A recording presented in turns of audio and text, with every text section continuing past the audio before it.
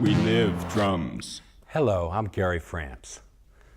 Welcome back to our video on the timpani. This video is going to deal with the nuts and bolts of tone production, technique, sizes, ranges, the mallets that we play with, a bit of maintenance, just a broad overview for these are introductory lessons, right? So this is just to give you that general feeling of general knowledge about the timpani, and it can be helpful for the band director, the orchestra conductor, and for the percussionist as well. Okay, the first thing I'm going to do, you'll note that I've got 4 drums in front of me, but this set right here, we've got a cover on it. And the first thing I want to talk about is the importance of protection for your drums. Now you might say, well, you know, of course we're going to protect our timpani. Well, my experience in most schools is that that is not the case. Now, this particular set of drums cost in the area of $150,000. I haven't heard of any regular drums that you might buy for your school, a set that's going to be less than $25,000. $20,000, you know, you're really talking $3,000 to $5,000 per drum. So when you invest that kind of money in some instruments for your school or for your community orchestra, you know, taking care of them is very important. And I have to tell you, so many times I would walk into an orchestral rehearsal, this could even be with a professional orchestra, and I'll find somebody with their violin case or their trombone case sitting on top of the kettle drum. Or I'll walk into the studio and I'll find students' book bags and different things thrown on top of the drums. Now, I know my colleagues in the keyboard department, they always say people do that to concert grand pianos as well. Well, I think, you know, respect for our instruments has to start from the very early age. So when you have a school, if you have these instruments, you have to take care of them. Now, our first cover that we have on here is called a drop cover. And this particular drop cover, you know, I had to buy these. They don't just come, and you have to invest in it. This is a padded vinyl drop cover. That means if somebody does put a drink on the top of it, it's not going to leak through there. It's going to stay in there. This is a padded drop cover with a zipper. Now, the padded drop cover, I'm just going to drop it over here. Now, underneath that vinyl drop cover, you'll notice that I have a wooden cover. This is the most important part of your protection for your drums. This is a 5-ply wooden cover, a piece of plywood, with underneath that about 1/4 inch of piano felt glued on. So this particular cover also has leather straps that can go around our tension rods to secure this cover. Now, if somebody puts something heavy on the drum, you know it's going to be protected. It's not an excuse for placing things on it, but I'm here to tell you that if your drums are going in the back of a truck, you're moving them to a concert hall, you need this protection along with the drop cover. And of course, in a truck, the best place for drums like this is inside of a freight case. Okay, so I'm going to remove this now, and a few more little pearls that you should consider. How do you carry a timpani? Like, how do you move it, right? Well, this is absolutely essential that you teach in your first lesson your young people how to relate to the drum. And when I say that, you would be surprised how many people would come and grab a drum like this from the rim, right here. You know, the students will come and they'll grab the rim to carry the drum. For our violin players, this would be the equivalent of grabbing your violin by the bridge. Or for a flute player or oboe player, carrying your instrument just by the keys, grabbing the keys and carrying your instrument around, right? It would make you cringe. Let's get back to some basic fundamentals of physics and tone production.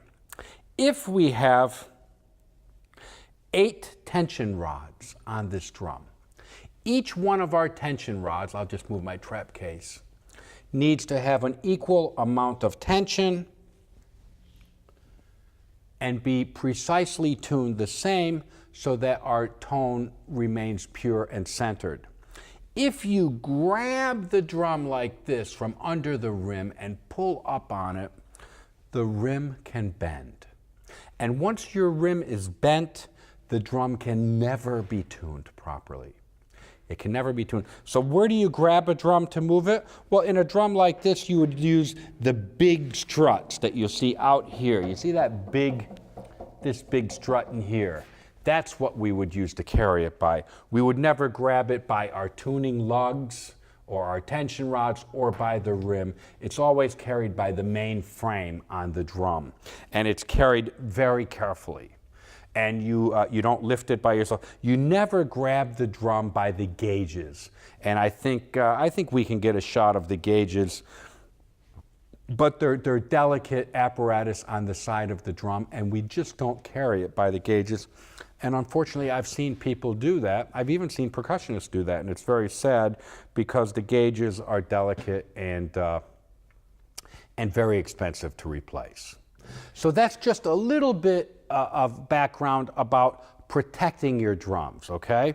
Let's talk about how you address the drums, or how do you sit, how do you play them? Well, you can play timpani two ways. You can play them standing, and there are plenty of examples of people playing the drum standing. Okay, I'll just put a couple of pitches on the drum here.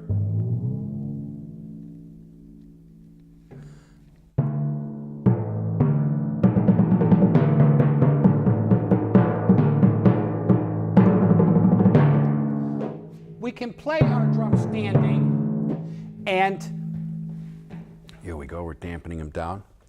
And this allows us the freedom to move. If I have a great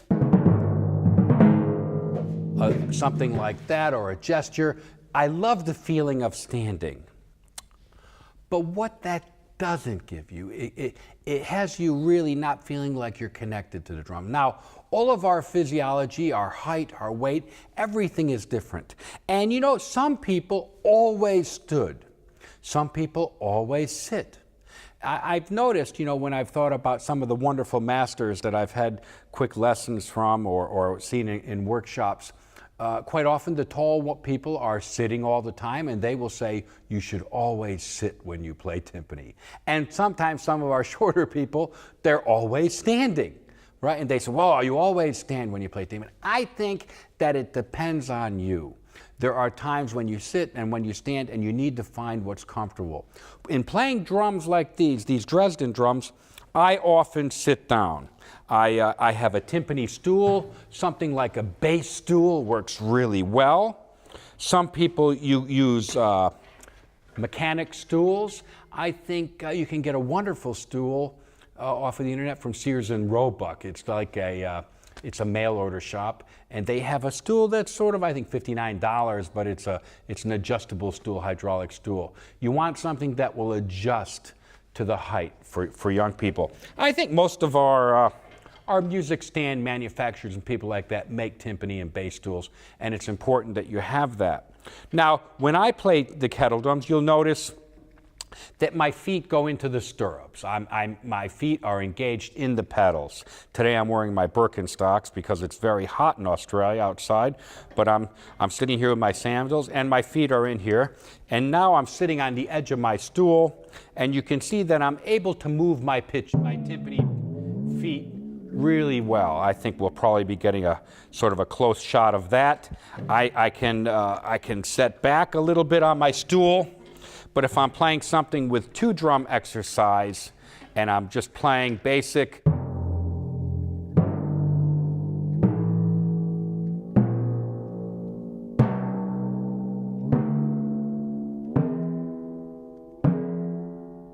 something like a basic scale like that, you can see that my feet are engaged in the drum, and I was able to really control my intonation. I like, if I'm playing with an orchestra, I like having my feet in the pedals. And listen how I can do some fine-tuning adjusting.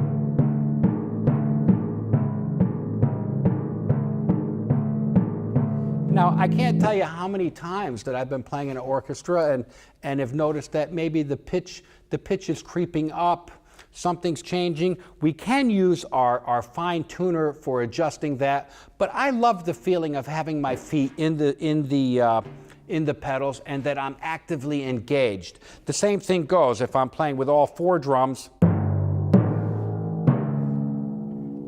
Right? So then I'm able to, let's say I want to put a G on this drum.